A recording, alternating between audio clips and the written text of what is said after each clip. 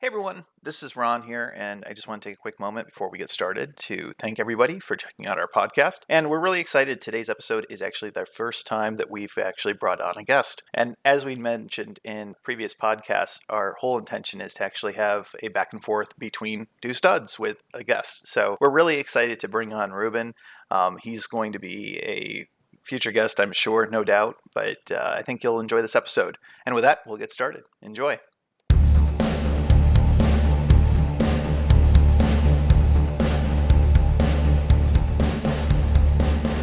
Hello, everyone, and welcome to Between Two Studs. I'm Alex Stud. And I'm Ron Stud. And we are very excited to be joined by one of my childhood friends, but also an excellent chef who's been in the industry for at least a dozen years at this point, Ruben Dinauti. And I got to say, before we get Ruben on, my goodness, now it's funny because I'm the older brother. I'm 8 years older than you. And I think I remember Ruben as a kid. He was always, very small. And now he's a grown professional chef. And my goodness, just amazing food he cooks. It's been a delight. I used to live very close to a restaurant that he worked at. Going to many of the restaurants that he's worked at in his history, it's awesome. And I think one of my very, very, very special memories was last year when he came over and he made dinner for the family. And my goodness, that was just phenomenal and amazing. And I'm just excited to have somebody on. This is our first guest, and you know what? He's an awesome guest, so we're really happy to have him. And with that, let's get him on the phone. So come on, Ruben. Wow, that's a lot. that is a lot of praise, and I hope I can kind of live up to that expectation. That is you totally have. No one else we'd rather have as our first guest. And in fact, let's be honest, Ron. Ruben has, and we're going to talk about it later in the episode. Sure. But Ruben has done podcasts. He's done YouTube videos. So in many ways, he's sort of helping us fuddle through what we're working on right now. So we really appreciate Ruben. I'd almost give him like producer credits of our own podcast. That's I'd say that's appropriate. It's too kind. I listened to the last episode, guys, and I know as a Dolphins fan, I probably shouldn't be rooting, and I shouldn't. Not probably. I shouldn't be rooting for you guys. But there's a picture circling on social media from last year when you guys were in the playoffs, and I am in a Tyrod Taylor jersey and Bills beanie. And if any of my Dolphins compatriots saw that, it would be very bad. But the last episode was really great, and I loved it, and it was very informative. Well, and we appreciate that. You know, as we talked about in that episode, Bills fans, it's contagious. Who doesn't want to drink and jump through tables? It's true. And you know what? I think in listening to that episode too, I've listened to it a few times now. In hindsight, I don't even think it's really about the Buffalo Bills. It's about Buffalo. It's just about general love of fandom. And that's why I think it's a fun episode. So thank you very much, Ruben, for the feedback. But with that, we're going to get started because I was going to say, why don't we get started? And Ruben, I know I already introduced you as a childhood friend who's also a chef, but let's get to know you a little bit better. But I think the most important thing to do before we do that is why don't we all take a shot of Malort real quick? I mean, this is a beverage we've talked about on episode 1.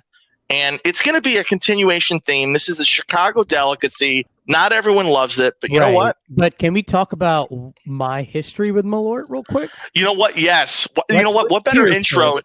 Hey, cheers. I want to tell you guys how I came to love Malort. And Alex already knows this story. I was there. I heard so good. So last January, I visited Alex in Chicago. Alex says, Ruben, you have to have Chicago handshake. I said, what's a Chicago handshake? He said, it's a shot of Malort and an old style beer. I said, I don't know what any of those are, but let's do it.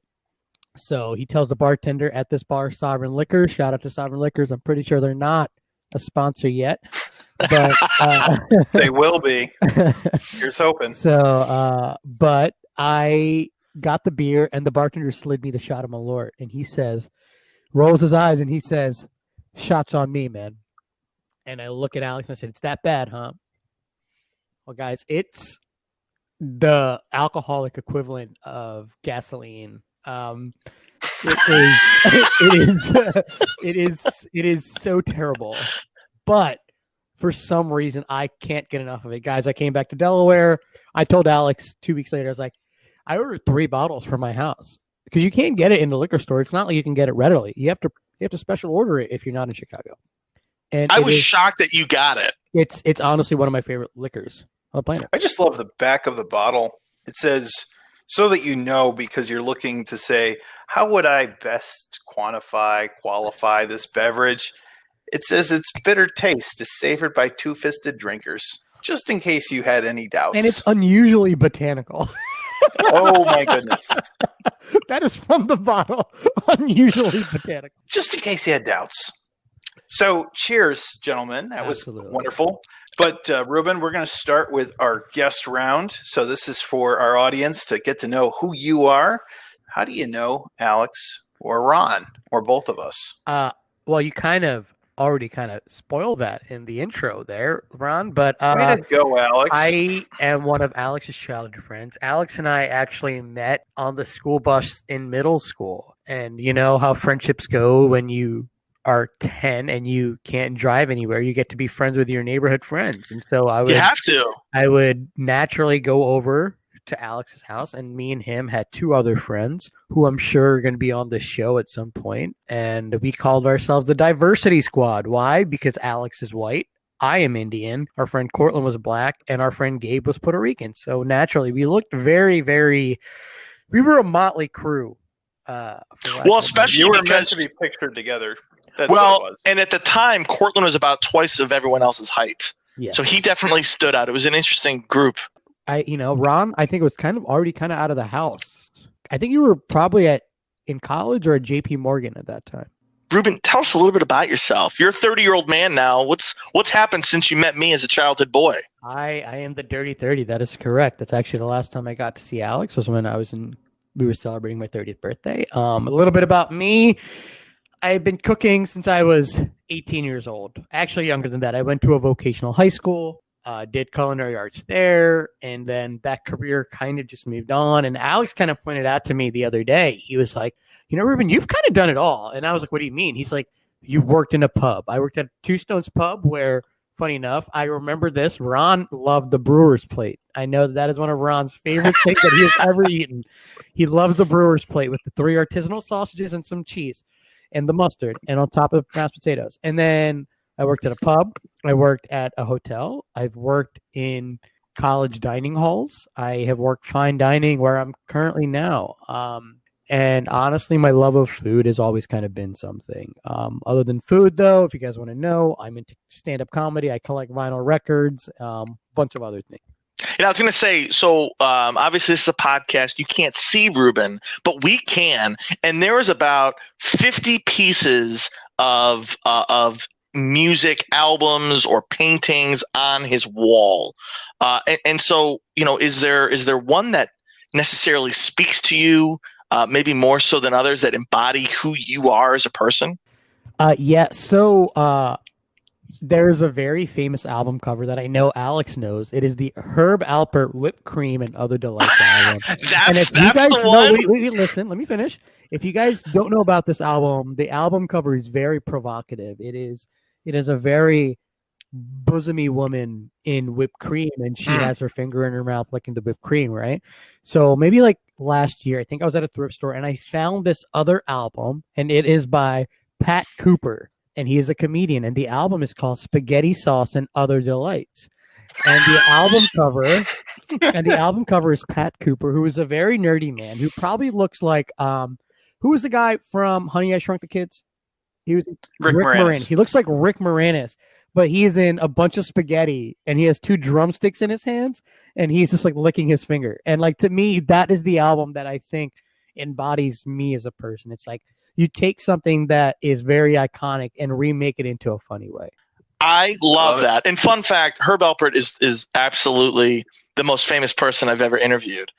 So it's very funny that a parody of his album cover is the embodiment of Ruben Donati. Yeah, I'm learning. It makes sense, right? It makes sense because like I am inherently a hipster. So it's something that I have never met some person who's like, you know who I like? Pat Cooper. Nobody knows who Pat Cooper is. I don't even know who Pat Cooper is. So I think it's just funny that like this guy is obviously a very funny guy because he parodied something very famous. So Have you since listened to Pat Cooper? Like, could you say he's a good comedian? And is it absolutely not. So we don't even know if it holds up to the album cover.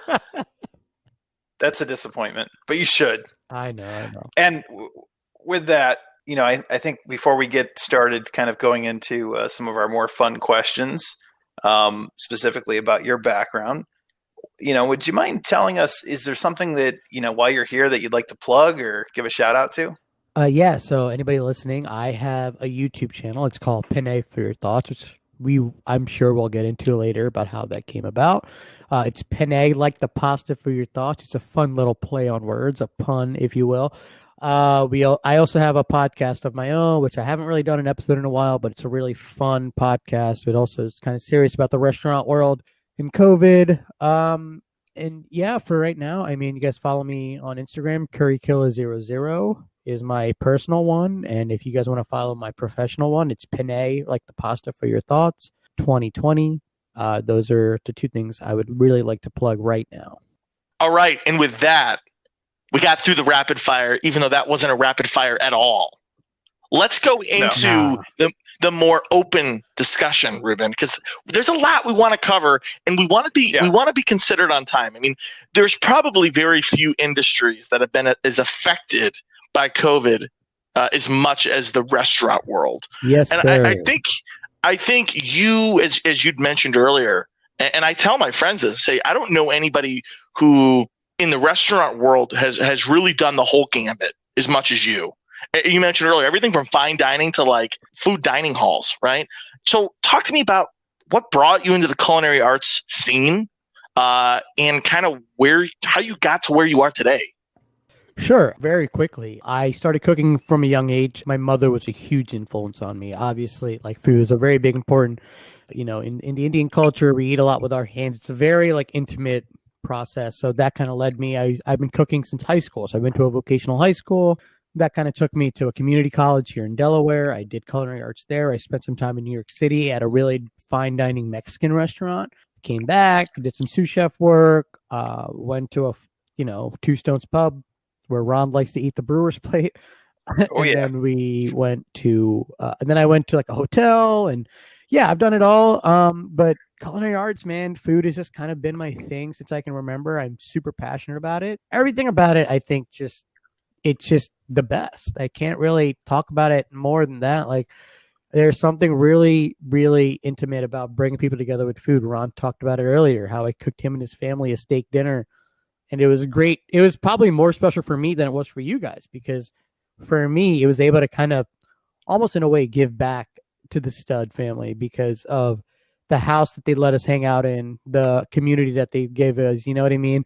Kind of kept us out of trouble. The same thing I say for Cortland, same for Gabe's family. It's like, you guys kept me out of trouble. I don't know what I would have gotten into if I didn't have this safe space to hang out. So for me, being a chef, it's always nice to kind of see the faces of people when they eat my food. So I guess the one question with that too, you mentioned that you kind of got into culinary arts right around 18. Was that something where you woke up and you're like, well, I guess I'm legal, so I guess it's time for me to start changing the world with awesome food? Or was that something that sort of, I know you mentioned you got into a VOTEC high school. Was that something that just kind of progressed and developed where you enjoyed kind of making great food for people based on your history? Or tell us a little bit about that, if you don't mind. Sure. I mean, I was always pretty artistic as a kid. But I couldn't draw. Like, I like to doodle, like to do that stuff. And then I remember, I'll never forget it, I started watching the original Japanese Iron Chef, which is, if you guys haven't seen it, it is such a production. I mean, it is so great. But I remember just being blown away by what these chefs could make out of one ingredient, and said, man, that is some of the most beautiful art I've ever seen, let alone food. So I remember thinking, I think I could do that. And so when I started doing that, I looked into it, then I went to a high school around here, Hodson VOTEC, and yeah, the rest, as they say, is history. Let me ask you this, Ruben, because I remember years ago talking to you, and you'd mentioned about getting into food trucks. I remember that was actually a thing at one point in your career, or that you were discussing. And I feel like that you were on the cutting edge because you were talking about it before it got really big. And now every city's got like 1,000 of these things all over the place. Do you think it's completely saturated? Like, do you think anyone can actually make a living now in the food truck business? Is that something you're interested in? Like, what are your thoughts to all that? You know what, dude? I think the next big food trend is you're gonna see these chefs doing pop-ups everywhere. It's gonna be, hey, I'm doing a food pop-up for 3 days here. Hey, I'm doing this pop-up for 3 days here, using ghost kitchens. If you guys aren't familiar with the term ghost kitchen, it's a kitchen, obviously, that is where you cook the food out of, but the food is pretty much just delivered to you, or you pick it up. You don't actually sit down and eat. I think that's kind of extra trend. It's more about quick fire food that you're sending out, rather than, sit down fine dining stuff. How does that work, Ruben, though? Like the logistics of, like, obviously most people from a distribution of food, you get like Cisco or American. What is that one? What's the one called? The food producers, right? You have Cisco food. And yeah, it's one of those too. Like, how are you able to provide food and get food for 3 days? Like from a logistics standpoint, right? Yeah, I mean, that's kind of the thing, right? So I think what I learned this year is that it's kind of cool to say, I'm sold out. So let's say I wanted to do Cuban sandwiches, right? And I say, hey, I'm selling Cuban sandwiches Thursday, Friday, Saturday. It'll be available from 12 o'clock till I run out. 1:30, I'm out of Cuban sandwiches. I sold 30 Cuban sandwiches. Hey, that's it. I'm sorry. Hey, tomorrow will be quicker. Maybe the next day I'll make 40, right? And I think like that's the kind of the tough part. It's like, all right, like if you're prepping for 30 every day and you know you're going to make your money back and then some, there is some sort of like kind of cool exclusivity to saying, I got one of Ruben's Cuban sandwiches. You know what I mean? Yeah. No, I get that. Actually, you know what, that you kind of prompted something that I was just thinking of. In Philadelphia, there's this guy known as the Falafel Nazi. Are you familiar with him? I'm not. Tell me more. All right. So the Falafel Nazi kind of has this thing where he's a just street meat guy, right? And the thing is, every day as a chef, he decides what people get. You cannot customize what you get. You get there, and he even has rules. Only one order per person. So you can't order for the whole office. You have to go there. People get in a line, and everything he makes is awesome. But you don't get to choose. Wait, so if I was allergic to something on the menu, right? He puts tomatoes in it. I can't eat tomatoes. You're too bad. He's the Falafel Nazi. No soup for you. You go to the back. That's pretty much it. Right. I think that's what's kind of cool with this next generation of food that's going to be coming. I think COVID kind of forced people to start thinking about alternative ways to get food out to people. Look at Zahav, right? If you guys aren't familiar with Zahav, Zahav is one of the best restaurants in the country. Literally won best restaurant in the country from the James Beard Award, which is our version of the Oscars. They were forced to kind of pivot. There's no indoor dining in Philly right now. And Michael Solomonov said, all right, cool, I got you. You know what we're going to do? We're going to give you private yurts. So there's like private yurt dining at Zahav. And I think you're going to see these like really creative ways that chefs are going to start to come up with cool food. I love it. What other things are you seeing in the industry right now, Ruben? Whether it's during COVID or even after COVID occurs, like, I feel like for a while everyone was talking about brew pubs. They were popping up everywhere, right? Is that ship sailed? Like, what are your thoughts to all that? Oh yeah, I mean, the whole microbrew thing, personally, I think is kind of played out, right? I think the next big trend that you're gonna see is kind of a throwback to like home style cooking. Because right now, I don't think is the time for fine dining. I don't think anybody really wants to go out and have a $90 a person plate, right? I want comfort food. Right. So like the concept thing you're going to start seeing, like something that I've talked about with a friend of mine is like having like a quote unquote stoner food kind of concept where like we do, if you guys are listening, go to like Turkey and the Wolf which is a sandwich shop down in New Orleans, or this place called Big Kids in Chicago, where Alex and I actually went to, like day 3. We got some sandwiches from there, and it was fantastic. We got the fried bologna, and like that's the kind of stuff you're gonna start seeing. You're gonna start seeing foods that like I remember eating that fried bologna and saying like, dude, I just want to eat the sandwich after I've gotten out of a pool. Well, You know what I mean? and it was so funny because I love bologna. Ron and I grew up on bologna, and Sure. I know I've talked to people about that, and they usually are grossed out by the idea. It's like bologna. What even is that, right? And here, Ruben comes up. Literally, Ruben comes, one of the best food people I know, foodies, comes to Chicago, a great food city, and 3 days later, we're eating a bologna sandwich. And I got to say, it was fantastic. But I'm thinking to myself, wow, things have certainly changed. And I'm curious, Ruben, like, is that where we're heading? Like Ron and I, we also grew up eating Spam. Are we going to be seeing Spam sandwiches like gourmet restaurants soon? Well, Like, listen, I think, one of the best chefs in the world, David Chang, does a Spam fried rice. I think there are these ingredients that for a while, like you look at something like, let's say, like a perfect example is monkfish, right? For Yep. a while, monkfish was seen as this dirty fish that people realized once you cook it up right, it tastes like lobster. So they started calling it poor man's lobster. And now it's super expensive because people want to eat monkfish because it's that kind of thing. Yeah, I mean, Spam is a poor man's food. I mean, think about it. Like, it's really not really popular outside of Hawaii, maybe. So I think there's something really attractive about taking something that is a poor man's food and making it into something that a Michelin star chef would make, right? So let's look at where Alex and I ate, Big Kids. Big Kids is this concept that was opened up by Ryan Pfeiffer. Ryan Pfeiffer was the executive chef at this restaurant called Blackbird in Chicago, which, funny enough, Alex and I walked by when I was with him. I was like, yo, this is a really great Michelin star restaurant. He was the executive chef there, and now he's slinging bologna sandwiches. To be fair, though, don't knock bologna. I got to I'm say, not. There's something inherently great about bologna when it's fried, not oh my by goodness. itself. Well, you know what? I will actually disagree with you. Here's why. Trogs Brewery, right, in Harrisburg. Actually, no, it's in Hershey. And right next to Hershey, there's that major culinary institute, right? I forget which one. And on their menu, they said, we're still trying to get things set up. And they said, you can have our gourmet bologna sandwich. And I was like, that sounds pretty cool, pretty quaint. I had it. I want to say it was like an $8 sandwich. Oh my goodness. I did not know bologna could be that amazing. And it wasn't even fried. It was just like really high-end bologna. They had amazing mustard. They had amazing bread with it.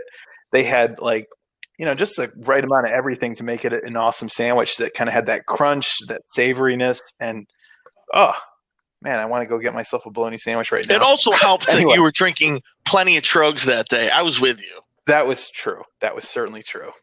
So actually, you know what? So tell us a little bit about that.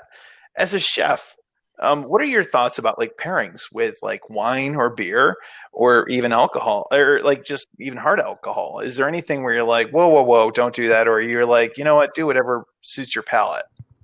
Yeah, I mean, you could say, yeah, white with white meat, red with red meat. But honestly, whatever's going to make the dining experience better for you. If you want to sit there and drink vodka clubs all night with your steak dinner, I'm not going to sit there and judge you. Well, I was going to ask that. Like, I know you are always behind the kitchen, but let's just say you were waiting on, let's just say me and my wife, very expensive dinner. We're going to Ruth's Chris or, very, very high-end steaks. And I'm getting a fish dish, let's just say, and I'm getting red wine with that. Would you kind of look at me as kind of like, who is this bumpkin? Like, what's he doing? Or do you just say, yeah, to each their own? It's all about the Benjamins, Alex. We don't care as long as you're getting in high. You want to get a $100 bottle of red wine with your snapper? Go right ahead. I'm not going to sit there and judge you. But if you say, hey, Rodney, who's your server? Hey, Rodney, what wine would pair really well with my red snapper? And your server's like, oh, you want to get the Verdicchio, you know what I mean? And you say, you know what? I'm just going to go ahead and get Captain and Coke. Like, yeah, I would probably judge you. But if you didn't ask, listen, there's some people that come in to the restaurant. They know what they want. They know what they want to get. That's cool. I don't care. I don't judge you. But if you're going to ask my opinion, perfect example, when I went to go see Alex last January, we went to a restaurant called Girl and the Goat by Stephanie Izzard, amazing restaurant. I told Alex before we went in, I said, when I go to a restaurant like this, I like to tell the server, hey, you know the menu better than me. Just make my meal. Drinks and everything. Yeah. And you took that literally to the extreme. I mean, I don't think all of our beverages, all of the food and the order that it came out, it was just like whatever the chef wants, whatever you think.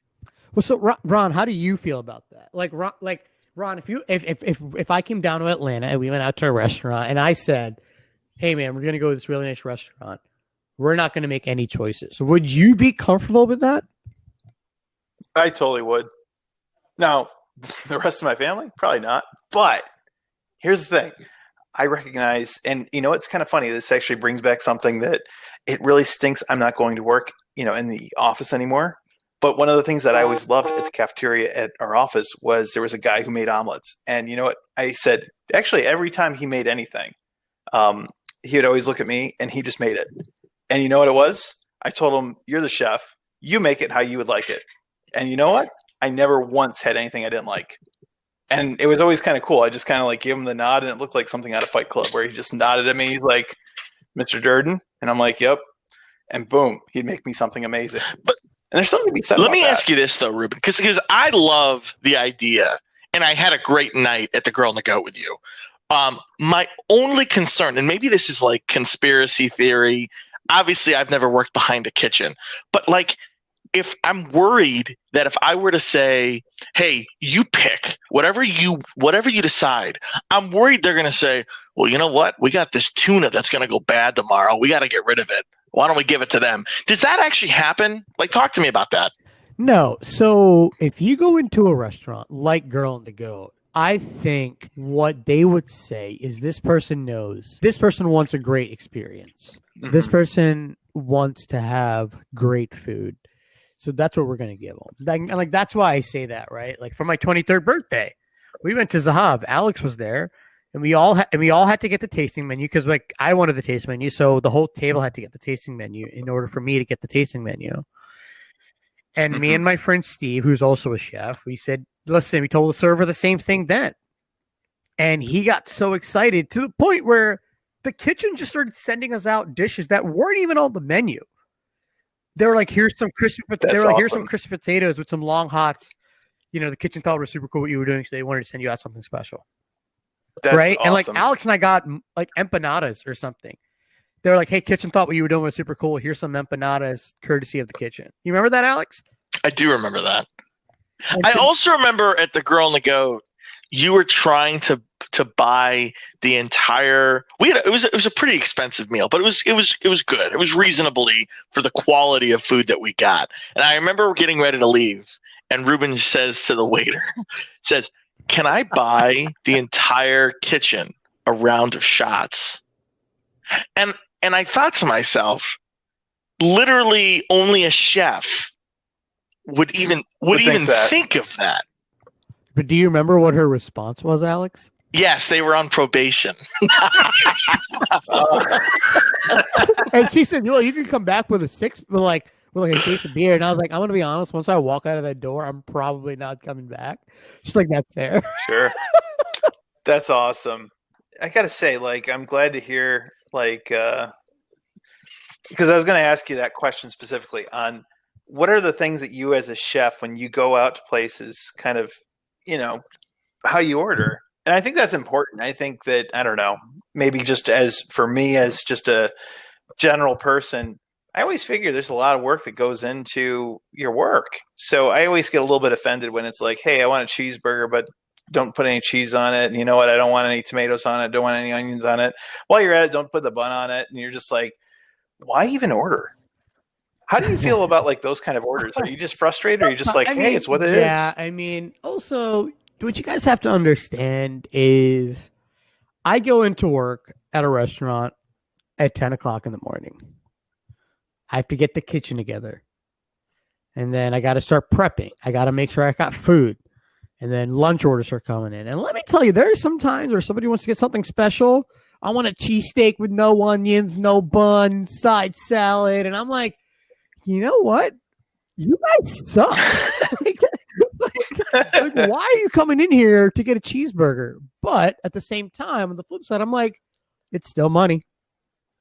Ruben, what I've never in my entire life ever sent food back because I've always been scared. I've always been scared something might happen, or even if nothing did happen, I'm worried about offending the chef. I have to imagine it happens actually quite a bit. Is there a particular story? Has there ever been a case that like food got sent back, you fixed it, you sent it back out, it got sent back again? Like, has there ever been a horror story like that? Okay, so there is one. And it's only one in my 12 years of cooking, which I think is something to say. So please don't let this deter you from sending food back if it is not to your liking. When it comes back, 99% of the time, if your food comes back, I may curse you.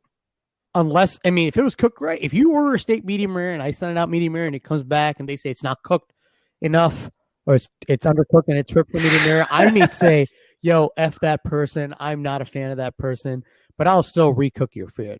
There's one story I have where the chef I was working with, we got a steak sent back 4 times. Like literally, Wow. wait, literally it got sent out, it got sent back, it got sent out, it got sent back, it got 4 times? So that last time the chef said, you know what, fuck this. F this. I'm so sorry. I'll put $1 into the curse jar. He said, I'm so sorry. So he took the steak and threw it up and it hit the ceiling, stood there for like a second, and then it fell down. He took it, threw it into the deep fat fryer, fried it, took it out, threw it on the grill, grilled it, sent it out. She said it was the best steak she's ever had. It's a true story. I wish it was fake. I wish I made that story up. 100% true. So, like, what I learned from that situation is that there are some people that you just cannot please, that want the worst food possible, that are used to food tasting terrible. So I know that's not on me. I know if I send out a steak perfectly cooked and they send it back, all right, well, I know that wasn't on me. You know what I mean? You gotta learn from here. But that's got to be hard not to take that personally, though, because your pride. There's pride in your craft. You would hope. In a way, I suppose it probably depends on where you're going. Most of the time, I'm just trying to get out of there, right? I just want to get through the night, get to the dinner rush, get to the bar, have a drink, go home, right? Like, in the grand scheme of things, the amount of times things get sent back is so minuscule. I would say maybe 3% of the time things get sent back. So in the grand scheme of things, if something gets sent back, it's like, okay, well, like I have this banana tart that I made at work, and we have sold hundreds of slices of this banana tart. We've had 3 sent back. Am I going to get upset about those 3 slices that were sent back? No, because I know it tastes delicious, and I know it is a consistent product. It's just not what they wanted. And I think I gotta say though, I'm with Alex on that. Like, I'd rather just take it and be like, it's not very good. Whatever, I'll move on. But I think it takes a tough skin to be when you feel very confident that you put your A game into this craft, and yet they aren't satisfied. I think that's got to take a tough skin, and I don't think I have that tough skin. So kudos to you and the millions of workers out there. And I think Ruben, kind of going into that, I think, we haven't really talked a whole lot about COVID and its impact on the restaurant world. And I think it'd be really interesting to get your take on, what are the best ways to support the industry right now? I mean, like, is Grubhub and Uber Eats, is that actually effective? Like, talk to me. So what I would say, yeah, it's been a weird time for restaurants. There's no doubt that I feel like restaurants have kind of been unfairly targeted as a point of contention throughout all of these things. I feel like we have been targeted, but the best way to support your local restaurants, buy gift cards, right? Buy gift cards, give them some money, and then that way you can come back when you do feel comfortable coming back. Number two, if you can, skip the Grubhub, skip the DoorDash, skip the Postmates, and order takeout directly from them so that the money goes straight to them and not through some third party. Don't get me wrong, I still use those apps just because I am a lazy POS. But if you have the means and if you can, drive to the restaurant to order and order the food from there, takeout. Number three, the last thing that I kind of want to plug is www.saverestaurants.com. It is the Independent Restaurants Coalition, and you can donate. You can kind of read up more about what we're going through. The restaurant industry is home to millions and millions of jobs for not just regular workers, but for a lot of undocumented workers that come here hoping for that job. And a lot of that is in danger. Me personally, I know a lot of people that have had to have their jobs cut completely because of this. I wasn't immune to it. I lost my job last year. Luckily, I had something to fall back on, but not everybody is as lucky as me. So if I could just tell people one thing, just support your local restaurants. If you can, skip the big guys, skip the friendlies, skip the big guys, and kind of go to your local mom and pop shop. Now, I got one more question. I think we're probably going to wrap things up a little bit, but you touched on a few different things that I got to say, like, I love watching some of these food TV shows. I love watching, like, Bar Rescue, if you've ever seen, with John Tapper. Shut it down! So what are your views on, like, some of these celebrities within the culinary industry? Are some of them good, or are most of them just a-holes, or where are you kind of coming at things? You can't knock the hustle. I mean, let's be honest. You want to hate them, but at the end of the day, you respect the fact that they got to that point. I mean, I would like to get to that point where I could just walk into a restaurant and I have the ability to say, this is the worst food I've ever had. Let's fix it, and to get paid money to say stuff like that. I used to hate it. I used to hate the whole grand scheme of things. And don't get me wrong, there's so much production into that. But at the end of the day, you can't knock the hustle. You can't knock it. But I respect that response, but let me ask you this, Ruben. Maybe this is a harder hitting question. What are your thoughts to the celebrity status of chefs that people aspire to be? I guess my question is, have you run into these young kids coming out of college that don't actually have the passion in the food industry, and their actual interest is being a celebrity? You know what I see more of, especially when I was in culinary school. The thing that I saw the most was these over the hill, somebody who really loved cooking, and they were like in their 40s and said, you know what? I should have been a chef. And because of shows like Top Chef, the Food Network, all of these things, they said, I can do that. I can do that.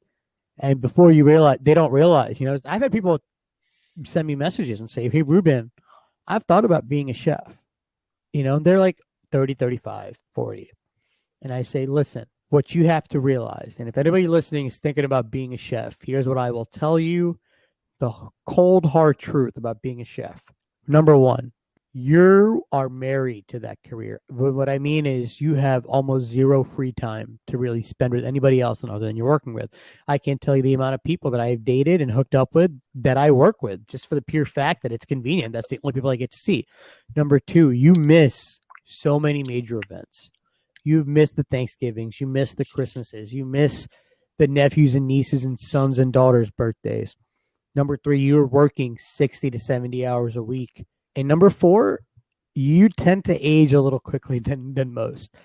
Although, Ruben, for the record, you look fantastic. I appreciate that. You do. You look like a sprightly 26-year-old. You guys are being too kind. My body does not feel that way. I literally, when I get up, I make noises. When I have to get up from kneeling on the ground, I make this noise. I say, that is the noise I make when I have to get up from kneeling. So my knees are pretty shot. But that's the thing I tell people. I mean, like, it is such a rewarding industry, but know that the ROI, the return on investment by going to a high culinary school is not going to be that great because it is so expensive to go to a great culinary school, but you are not going to be able to pay that off nearly as quick as you think or get to that status as quick as you think. Well, and what is your take on, I feel like, okay, all of a sudden I went to one of the best culinary schools in the country. I have $200,000 in debt.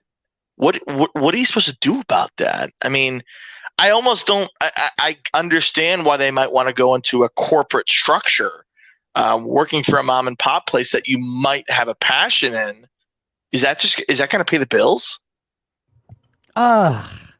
It's tough, right? Because like, we know people that have gone to a really, really expensive culinary school who aren't even cooking anymore. I know people who went to Johnson and Wales that can't hack it in restaurants and have to do country club stuff, which is not, I'm not knocking that, but I do think there is something to be said about Anthony Bourdain. You know what? Anthony Bourdain, I'll never forget it. I watched a video and he said, if you're thinking about cooking, before you invest in a culinary school, he said, go work at any restaurant. It could be a Friendly's. I don't care. Go work in a restaurant for 1 year. If after that 1 year you want to pursue it, then by all means go to that culinary school you want to go to. But if you don't, but that's the thing. Like, a lot of people don't realize the grind of the restaurant schedule. A lot of people can't hang. We have a guy that works at the restaurant right now. This is his first restaurant. After his first day, he came in. He's like, dude, he's like, my calves are killing me. And I said, I know. Like, this is a rough industry. Like, dude, your body's gonna deteriorate really quickly. Well, and I think that speaks volumes, especially coming from the late Anthony Bourdain, who literally did go to the CIA, the Culinary Institute of America. So I think that is telling. I do want to make sure we spend a little bit of time, Ruben. I want to switch gears here.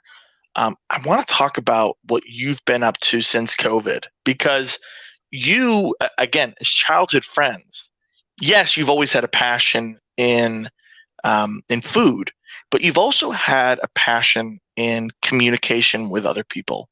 You are a natural person who can control a room, and I mean that in a positive way. I really do mean that. You're fascinating, and you're funny, and you're interesting. And I know you've done stand-up. I know you've done your own podcasts. I know you've done a YouTube video. Talk to me of a YouTube channel, I should say. Talk to me about all of that and what your interests are. And I don't mean this as much as a plug, as much of as just talking about who you are and your interests outside of food. Right. So like the person that I am a very much a bright side person. So I like to make the best of things. So when I got furloughed from the University of Delaware and I was kind of forced into this quarantine that, like, I didn't know what to do. I'd been working my whole life. I've missed a lot of things. I missed a lot of hangouts. I was kind of forced into kind of figuring out what I can do to make this time better, to make this time more beneficial for me. So I started the YouTube channel, Panay for Your Thoughts, which you guys look up, youtube.com/Panay for Your Thoughts. You'll find my page. And I was able to kind of start filming my own stuff. I got a logo. I got a theme song that I had my friend write, which, side note, is super catchy. And then, that kind of led me to a lot of other opportunities, which, if you guys follow me on my social media, you guys will kind of keep up with some of the exciting news that's happening this year with me. And yeah, it's just something that I kind of feel bad telling people, that the whole quarantine and COVID thing actually helped me in a way that I didn't know I could until I actually did it. You know what I mean? Yeah. No, I think that's one of those things where, I don't know. Somebody told me, they said that, this whole COVID quarantine thing's kind of like prison. Some people come out of it stronger. Some people come out of it pretty much couch potatoes. Well, and in the case of Ruben, and keep me honest, but I think you're someone who you have so many interests, but you've been focused on working 70, 80 hours a week for so long that now, in a weird way, you're able to focus on some of your passions. I mean, I saw one of your videos and I couldn't stop laughing. It was your video where you evaluated 3 different chicken sandwiches. Do you remember that one where you evaluated and determined which one was your absolute favorite? Yeah, it was one of my favorite ones that I did because I got these chicken sandwiches. So, No, but I gotta say, like, Ruben, I love the way that you kind of have been able to capture and help people who don't know anything about cooking, including myself, to be completely candid. But I don't know, it's been a very cool outlet for seeing that creativity that you mentioned earlier on in this episode in video form. And I'm just impressed with that. So thank you for that. And I would agree. It seems like you definitely have expanded, a lot of the different creative outlets that you have. And that's just awesome. I'm happy to see that kind of thing come out of, some of the negativity that has come from this past year with COVID. Thank you, Ron. That's super kind. Yeah, I know we're kind of running short on time here, and we could talk for probably another hour. But yeah, I think this year, at least 2020, was all about making lemonade from lemons, or in my case, a lemon chiffon cake out of lemons. Right? Like I think like I think like that is kind of like the thing, right? And no, I really appreciate you guys having me on as your first inaugural guest. It is a really huge honor. I respect both of you guys. But yeah, no, thank you guys so much for giving me this platform. I appreciate you guys. Well, Ruben, thank you so much. We really appreciate you taking the time. And know this, there's a lot more to talk about with you. We will be bringing you back on. No doubt about it. There's a lot more to talk about. But we really appreciate kind of getting an inside scoop on kind of what's going on in your world. Again, check Ruben out at Penny for Your Thoughts on YouTube. And what other channels you have? So if you guys want to listen to me and my own podcast with my chef buddies, look up Chefs Roundtable. Roundtable is all one words. We have 5 episodes where it's just me and my 3 chef buddies, and we have a little mini series called the Mini Johns. If you guys aren't familiar with the term John, it is a term that is very distinctly Philly. It means a person, place, or thing, anything. And it is kind of lighter. We talk about anything from like movie reviews to like Ratatouille to talking about food fads. So definitely check it out. And www.com, saverestaurants.com. Check that out to help restaurants and the Restaurant Coalition. Well, I have to say, Ruben, like Alex said, we're thrilled to have you on here, and this has been a great episode. We're happy to have you on in the future. So thanks again, man. Really appreciate it, and thanks again for tuning in to Between Two Studs.